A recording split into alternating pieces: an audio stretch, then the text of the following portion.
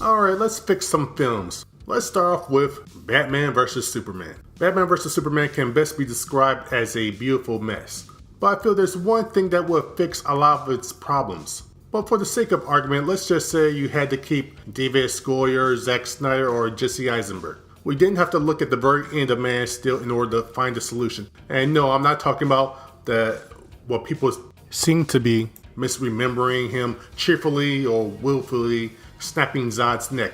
You know, the man who was literally born and bred to kill and destroy, who had decades of fighting experience against someone who has zero experience, who was also more powerful as the fight went on. No. And Clark, who's never been in a fight in his life and has only been Superman for about 2 days. I'm talking about the scene right after that. I'm talking about the scene when he finally meets up with the General. That Superman was confident, experienced, happy.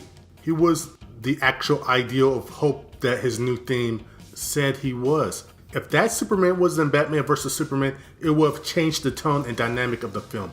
People would have been more conflicted on which side to choose, Superman or Batman. The mistakes he made in the film, with the government hearing, the hostage, and so on, will have been resolved in a more realistic or logical way.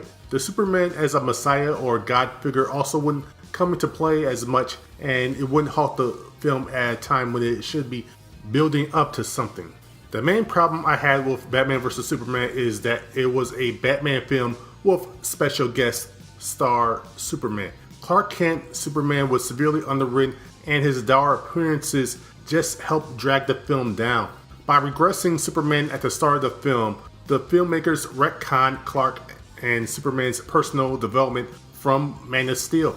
Man of Steel was a coming-of-age film, and at the end, he was the Superman that everyone says they want, and yet they still mock at the same time. I don't understand that.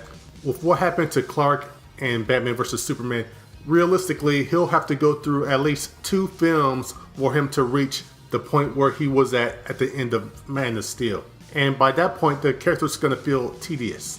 Now let's talk about how to fix the 2015 Fantastic Four.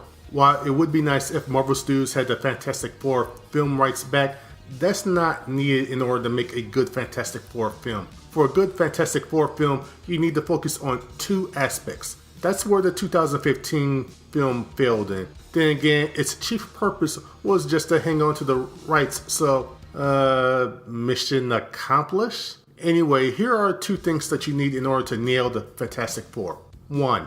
Exploration.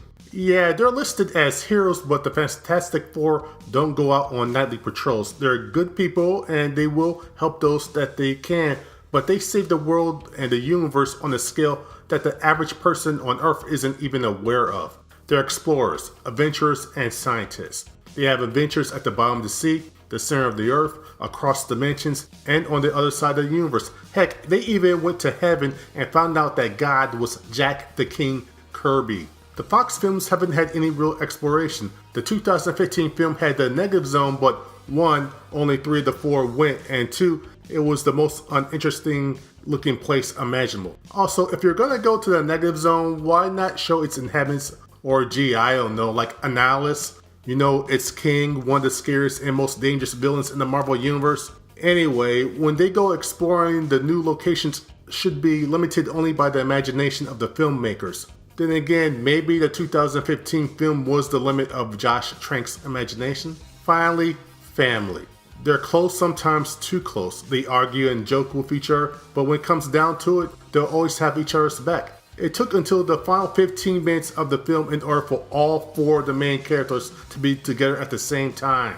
Basically, they were just a bunch of strangers to each other. And the comics, cartoon, or hell, the 2000s Tim Story films, there is a sense of camaraderie. This doesn't mean that they will always get along, or heck, even most times, but there will be an intimacy between them. The first 2 Fox films have issues, but at least you could say that the characters seem to know each other and like each other, unlike the 2015 film where they just seem like strangers. If Fox, Marvel, or whoever are able to hit a home run with these 2 aspects, then they'll have the makings of a good or great film. Then you can move on to stuff like the special effects and who the villain will be. Hopefully it'll be someone other than Doom and a stupid cloud. I mean, seriously, what was that? Well, that's it for right now. Comment below what you think, and if you have any other ideas on what can make the Fantastic Four or Batman vs. Superman better than they were.